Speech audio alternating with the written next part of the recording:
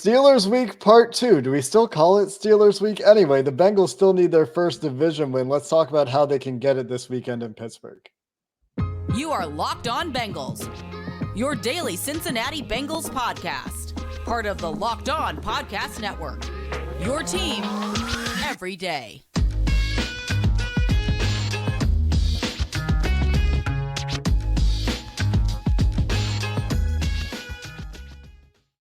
What up, Bengals fans, and welcome to another episode of the Locked On Bengals podcast. I'm your host, Jake Liscow. He's your host, James Rapien. We're part of the Locked On Podcast Network here on Locked On Bengals, bringing you coverage of the Cincinnati Bengals every day, free and available everywhere you get your podcasts and on YouTube. And as I always say, we appreciate all of you who subscribe on YouTube, who follow wherever you get your audio version of the podcast, and especially those of you who make us your first listen or first watch of the day. Today's episode of Locked On Bengals is sponsored by SimpliSafe Home Security with fast protect technology exclusively from SimpliSafe.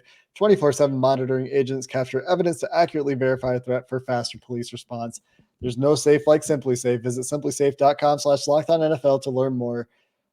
And James, I asked the question, do we still call it Steelers Week? Because historically, this is the biggest rival for the Bengals, at least recently, for the last 20 years or so.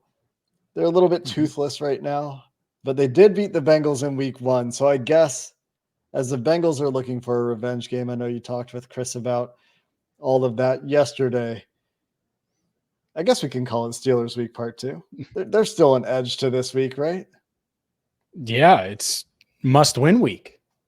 There we go. I use that again. And this time, I think it matters as much as any, because name a path to the AFC North title, which already looks tough when you compare schedules with the Ravens, with a loss this week. Bet you can't do it. Not a realistic path. And name a division champ that started 0-4. And so when you talk to players in the locker room this week, guess what they were telling me? Well, yeah, we still want to win the division. Joe Burrow said that, right? That's still a goal. They're only a game out. So you got to handle business and get your first division win. So this is a huge, huge game for a variety of reasons. And I didn't even mention the clump of teams that are in the playoff hunt, one of which would be the Steelers, technically, if they're able to beat the Bengals on Sunday. So this is a big win, big game for the Bengals, and they need to get a win. Yeah, it's something that I think we're going to be saying a lot for the remainder of the year. We joked about this last year, and I joked about it a week or two ago. Like, we're going to start calling every game a must-win game because that's kind of where they are. Yeah, and that's fair, but like winning Sunday against the Steelers is more important than next week against the Titans. Like, so winning Sunday against the Steelers to me is a must-win. Winning against the Chiefs, as awesome as it would be, well, they're winning their division anyways. So it's not like you're competing with them for a wild card. So, and not that you're competing with the Steelers for a wild card, but you need to get a win in this division to stay in the hunt there. So I think this one just matters a little bit more. And on paper, and I'm not saying it's going to be easy, it might be their easiest game remaining on the schedule, which is a testament to how tough the final 8 games are. Yeah. I mean, depending on what's going on with the Patriots by that point in the year, that's the other one you look at, but they still play really good Bill Belichick defense.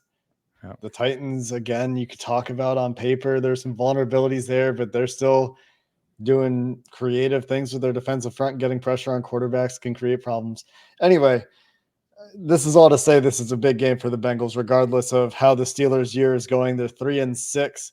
They have a negative 67 point differential, which is the worst in the NFL, not just the AFC, the worst point differential in the NFL, period. And I'm sure they've got some lopsided losses, like 38-3 against the Bills, 35-13 against the Eagles out there in their history, to go along with some very narrow 3-point, 2-point, and 10-point wins. But it's still an important game. It's an AFC North game. It's the second time these teams have played. The weather is getting colder. There's a lot of ingredients that say this could still be a close game, no matter what you think the skill gap is between these teams. And I would say, especially if Jamar Chase were healthy for this game, it should be a sizable skill gap. I just referenced a couple of the blowout losses the Steelers have taken to some of those teams that are seen more unanimously as elite in the NFL. And remember, James, earlier this year, what would the Bengals do if they were one of those teams to a team like the Steelers? You would say, what would the Bills do to this team? They wouldn't stumble their way to missing an extra point and a field goal to win the game. They would blow them out.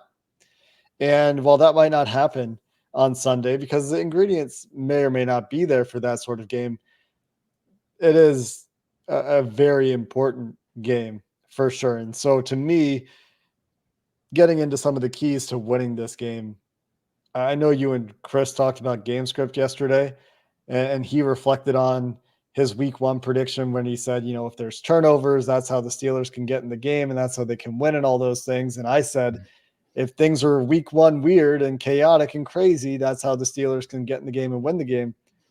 The most obvious thing to me is, to Joe Burrow's point, don't turn the ball over. You got to take care of the ball in this game. If you're the Cincinnati Bengals offense going against a rookie quarterback, going against an offense that hasn't been very good this year, they're 140 points scored on offense for the Steelers, near the bottom of the NFL. So you got to take care of the ball for me on the offensive side of the ball, because that seems to be how the Steelers could or most find their most likely path to making this game competitive or trying to sneak a win out. And the Bengals seemingly, Steelers have been shorthanded on defense for essentially the entire year.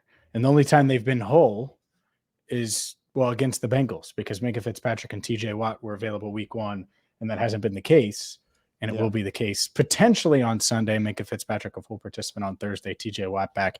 And you're right. The turnover factor, can't have a pick 6 early, can't have a fumble early, be buttoned up, find a way to grab some momentum. Because if you grab some momentum, we've seen the way this team plays from ahead. And it doesn't mean I'm calling them front runners, but it just, when the script goes to plan, everything's all right. And when it doesn't, you could see what happened in Cleveland. You think the Cleveland Browns are that much better than the Bengals? No.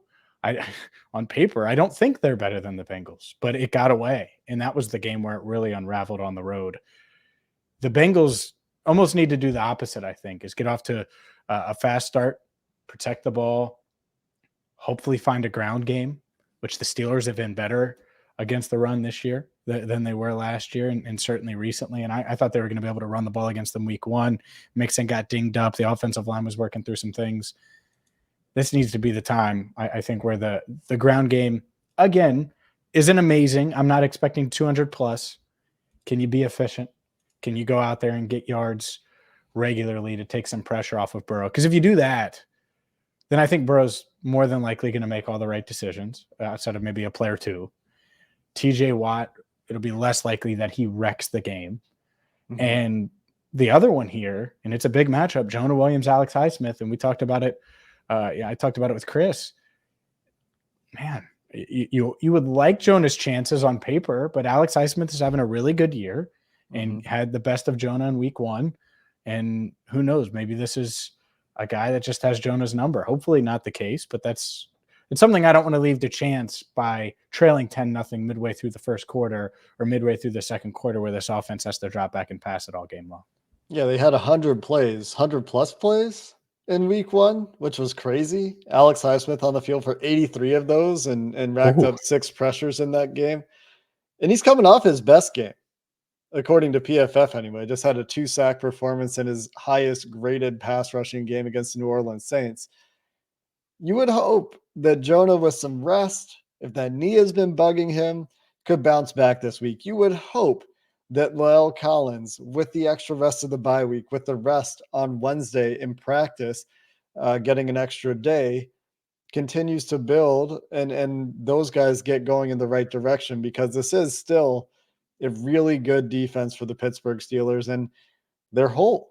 And they haven't been whole since week 1, like you said, James. So let's continue to talk about some of those matchups. And I agree with you that they can't let these edge rushers be game wreckers, because we've seen that happen too many times with this team this year. So let's talk about those guys coming up next. But first, a word from Tommy John, because getting stuck in Black Friday crowds is super uncomfortable. You know what's super duper comfortable? Tommy John. And you need to get a little Tommy John in your life, because when you can give your loved ones Tommy John, they're much more comfortable, so they can do everything better. In fact, the Bengals, Brian Callahan should get the entire offense Tommy John, or maybe Joe Burrow. Joe Burrow might make a little bit more coin. Sorry, Brian, didn't mean to throw you under the bus there.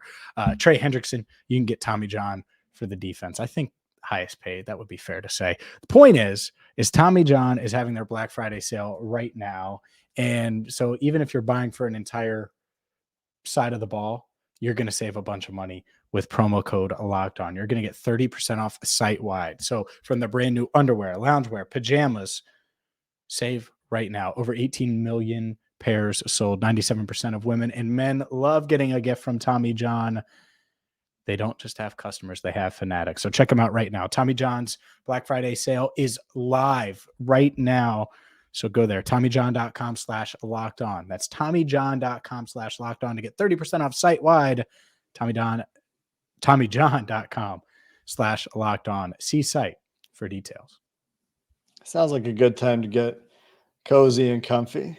And hopefully go in there now. That's the case for Joe Burrow in the pocket, right? And you talked about some of the ingredients there.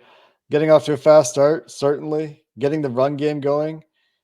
That is the big question for me in this game. I know you guys talked about it on the crossover, and to Chris, the Steelers stopping the Bengals run game is a big component for them. And I think I agree. If the Steelers can make the Bengals one-dimensional, I think the Bengals can still find some success on offense, but it probably isn't as consistent, because what have they struggled with this year? They've struggled with the TJ Watts and the Micah Parsonses of the NFL. And this is a defensive line that also has a Cam Hayward and an Alex Highsmith. Yeah. Both really, really good players. And hey, even a Larry Ogunjobi, who I think was limited on Thursday, but we know that he can be disruptive and make those splashy plays. We saw him do it with the Bengals last year. So there are four guys on this defensive line that can each contribute to drive-wrecking plays or game-wrecking plays if you let them. Yep. Yeah. And Larry Ogunjobi, by the way, Zach Taylor doing more than hinting that the Bengals were in on him and trying to get him to come back before he signed with Pittsburgh. So I thought that was an interesting nugget. Yeah, it's and I do think he's going to play, by the way, from the sound of it. They just kind of let him go through the week, like any veteran at this point. It's a big test for this offensive line, isn't it? Like the interior seems to be getting it into gear. The tackles, there are question marks with both guys. What a test. Because if they go out and they do the job, and of course the rushing attack, I agree with you, but whether it's opening up lanes, whether it's pass blocking, whatever the case, if they win this matchup from a unit standpoint, odds are we're going to be feeling pretty good, I would say, about this offensive line moving forward. I know I will. Now, game script has a lot to do with that, but they have something to prove over the next 8 weeks. Jonah Williams, certainly. I think La'el Collins does. Cordell Volson's a rookie that is always going to have something to prove. Kappa's been the best of the group. Ted Karras right there along with him. But those guys could still, it's not like they're perfect. So to me, it's going to be interesting to see, because they might be up for that challenge. And can this unit be what we all thought coming into the year in the second half of the season? It'd be nice for them to set the tone early on Sunday and on the first of this 8-game stretch. So whether it's the run game, which I agree, I think if you can have just some of that carryover from Carolina, it will go a long way. But that starts with the offensive line, of course, because Mixon, he had Carolina defenders near him in the backfield about as close as we are, Jake, and we're thousands and thousands of miles away from each other right now as we record this. That's right. And it would do a lot in terms of inspiring confidence. And I do think it's very much a week-to-week league in the NFL right now, where it's really hard to really take too much away from individual games. And you see people, I tweeted about this week and caught a little bit of flack in some DMs about it. You see people really reactionary to what happened the previous week. And, 2 out of the last 3 Bengals games have been blowouts in their favor. 3 out of the last 4 Bengals games have been fantastic on offense. And that's even with a slow start against the Saints. So there could be some trends here. They're going in the right direction. Those 3 games that were really good for the Bengals were against the AFC South, though. And now we're back into the AFC North. And not only is it TJ Watt and Cam Hayward this week, and if the offensive line can play up to that challenge, that's great. But then it's the Titans defensive front that gave them fits. And then it's Chris Jones, and then it's Myles Garrett again. And then it's whoever Tampa Bay is running out there with their incredibly productive over the last few years defensive front. And then it's Von Miller down the road. I mean, it doesn't let up. So if they can get off in the second half to a good start against a really good defensive line, it feels like that could be a building block, right? Mm-hmm. And we started to see signs of this before the bye week, because even if those AFC South teams aren't very good, the Panthers in particular have some really good players on their defensive front, and the Bengals were pretty good in that game in the trenches, really good in that game in the trenches. And so an opportunity here to reprise that performance and continue building in the right direction there. Well, it would be back-to-back games. Mm-hmm. And it would be, okay, well, Brian Burns, the Rams offered 2 firsts and apparently a second for you, and they were able to take him out. They were able to handle Carolina. Okay, well, it's just Carolina, and you beat them up early, and the game got away from them. Okay, well, what about going on the road and doing it against Pittsburgh? Right. And you're right, the bar is always going to get moved. But I hope we get to the point. I talk about equity a ton, probably more than any sports podcast host in the country. That's fine. I'm okay with that. I want this O-line to build up a little equity, because for years and years and years, it was the worst offensive line in the NFL. Maybe not statistically, but my God, no one had confidence in it. Nobody.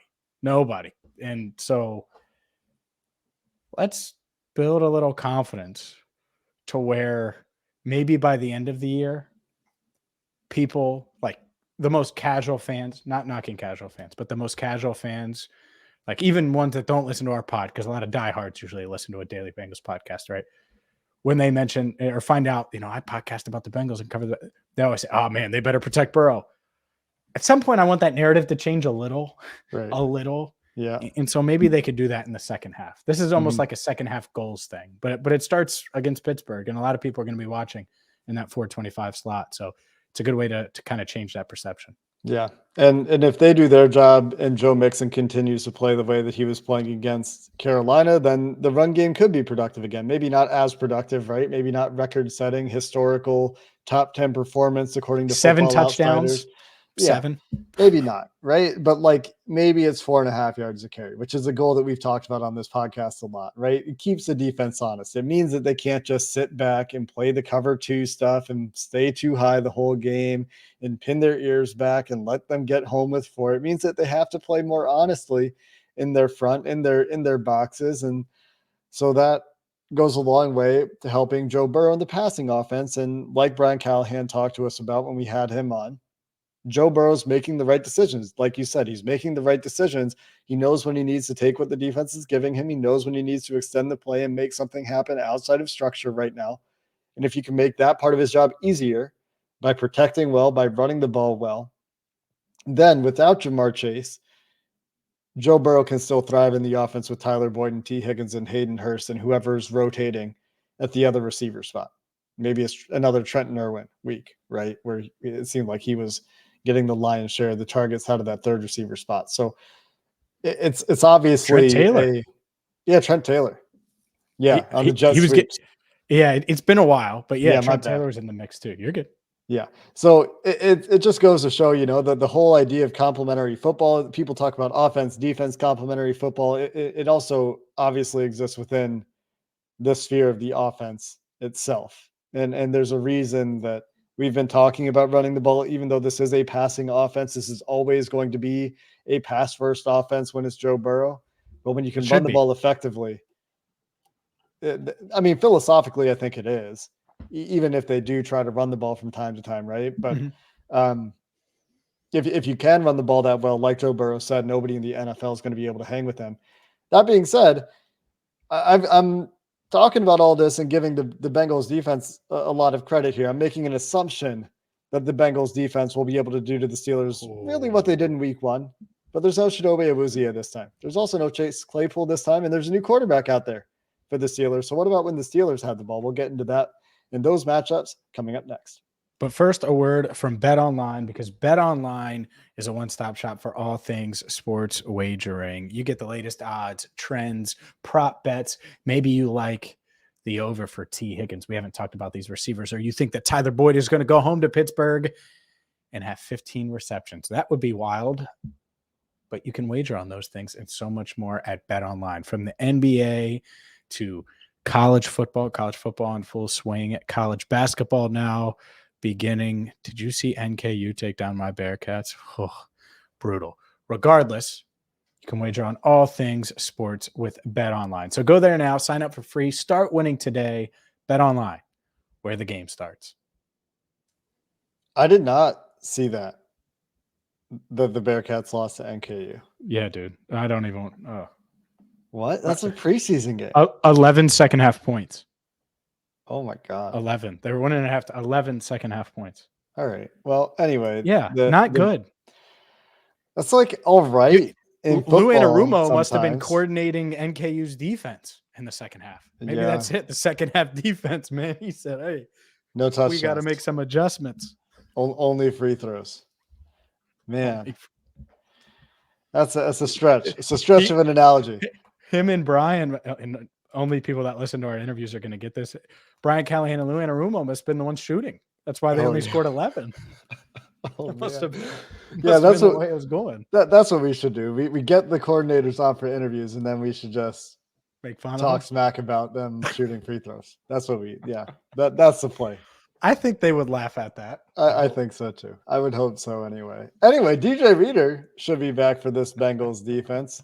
And getting him out there with Sam Hubbard and Trey Hendrickson and BJ Hill gives the Bengals a defensive front that collectively could be every bit as productive and as impactful in a football game as a Pittsburgh Steelers defensive front.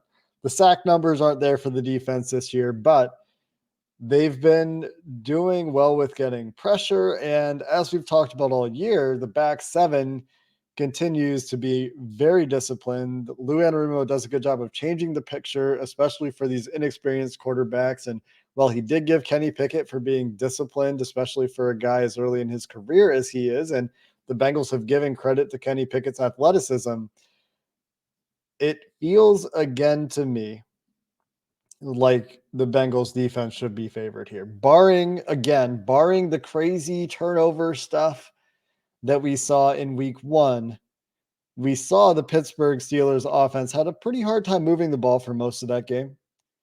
And I don't really see that changing. There are some good players on this offense. Don't get me wrong. George Pickens could do something crazy in this game. Deontay Johnson, we've talked about a lot. I know you're really fond of him. I am too. I think he's a good player. Pat Firema. Really, really good player. Is good. Led them in targets last week. Yeah. Najee Harris seems to be getting it going a little bit. But there's nothing here that scares you on a consistent basis, at least for me. I would be let down by this defense if it's a repeat of the Cleveland Browns game, where the Browns found consistent success just running the ball, really. But the Steelers, not that kind of running team. They might want to be. They don't have those guys up front.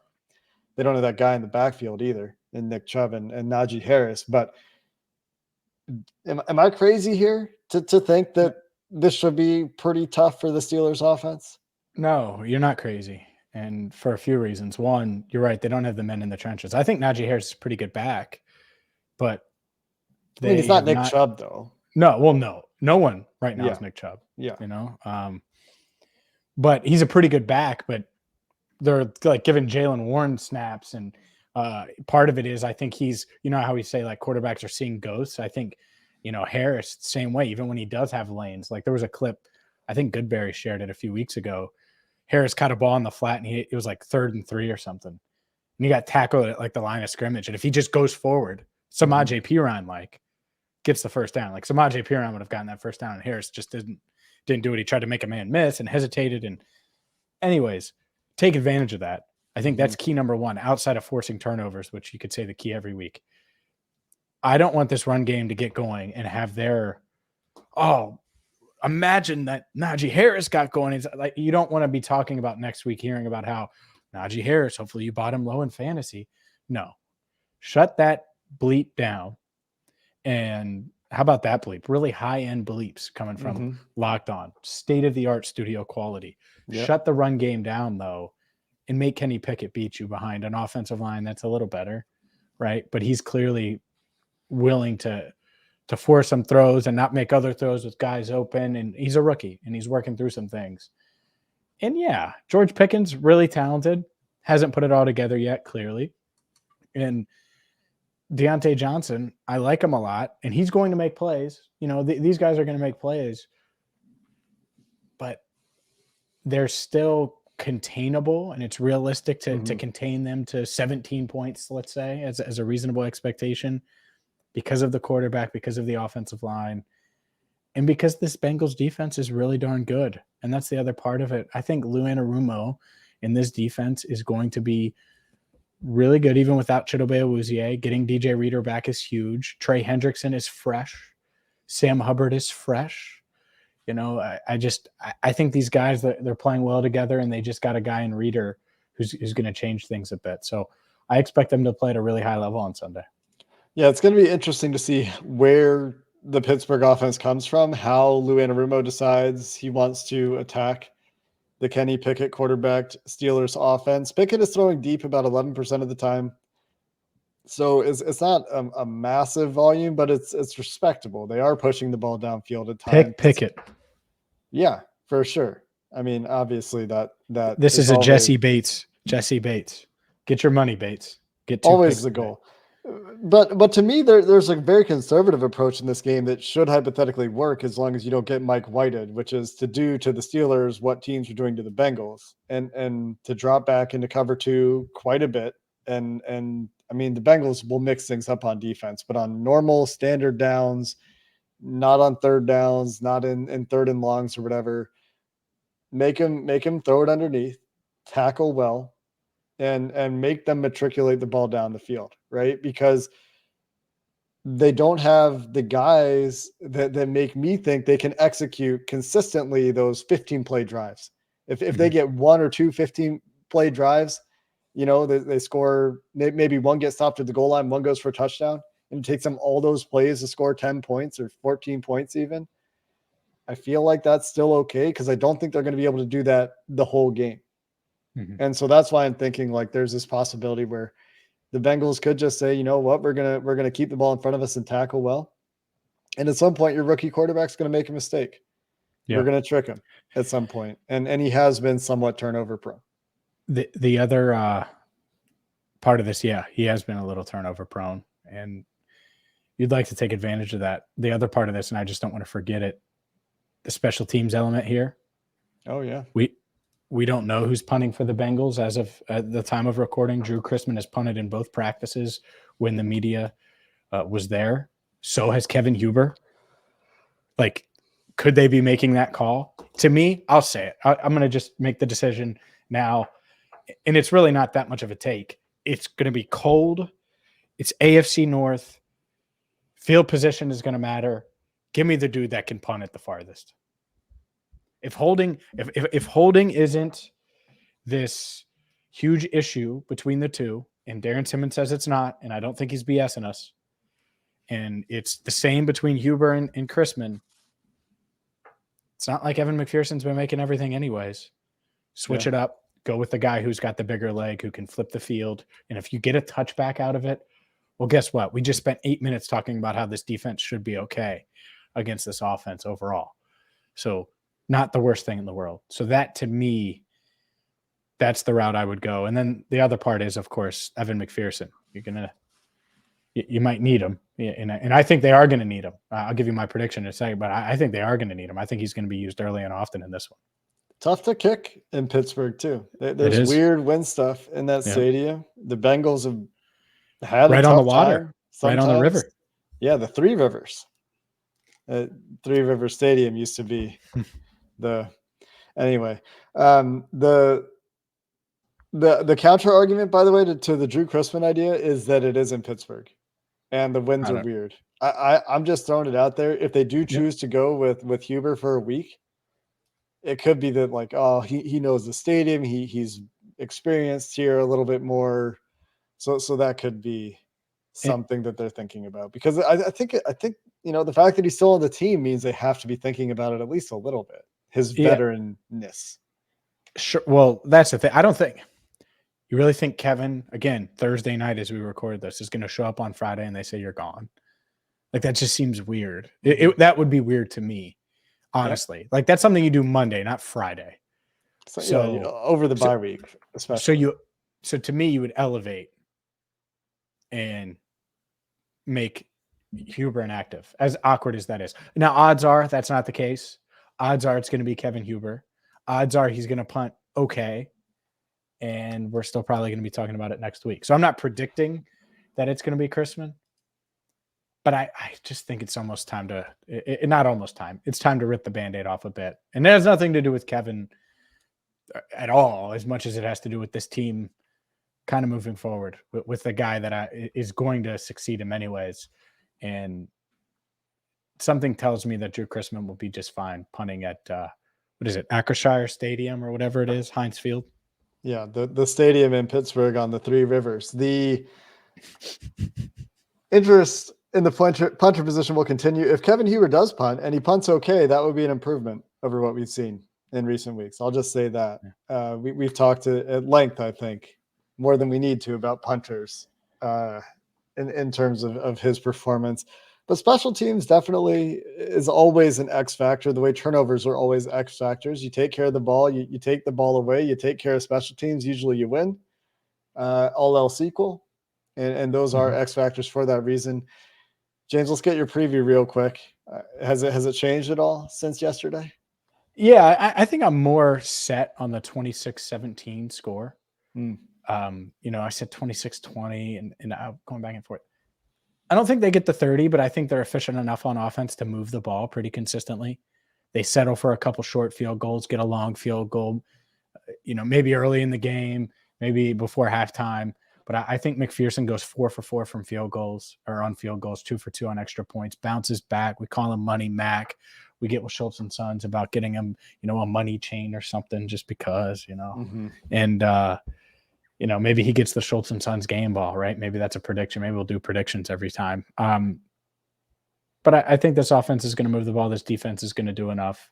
26-17. It's not all pretty, but it's enough. And they go wire to wire. Don't trail unless it's early. Maybe they give up a field goal early, but I think they lead most of the game and control it throughout. So you're calling a Evan McPherson bounce back and an offensive pretty darn good day if you're ending 6 of your drives with points. I would say that would be pretty good against a defense. They move the ball. Has some guys. Yeah, they move the ball, but the Steelers step up and keep their offense in the game by forcing some field goals. So it's never like out of reach for Pittsburgh, but it never feels like they're truly threatening, despite it being an under 10-point game. Yeah, I could see that being the case, especially if the Bengals do take care of the ball pretty well. You could definitely see something like that. All right. Well, I guess that's that. The Bengals playing not on Sunday night, but on Sunday afternoon, the late window in Pittsburgh. We'll be back with you after the game with all your takeaways as the Bengals are seeking their first victory in the AFC North. I really hope we're talking about it. For in the AFC North does not feel like something I want to talk about. So let's talk about one win in the AFC North and 1-0 in the second. Is this a woo game? Go ahead, Jake. Goal. No, this has got to be a woo game. Gotta be.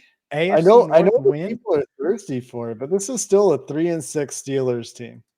For me, the woo game candidate is like the Chiefs and the Bills and maybe the Buccaneers, depending on what's at stake in that game.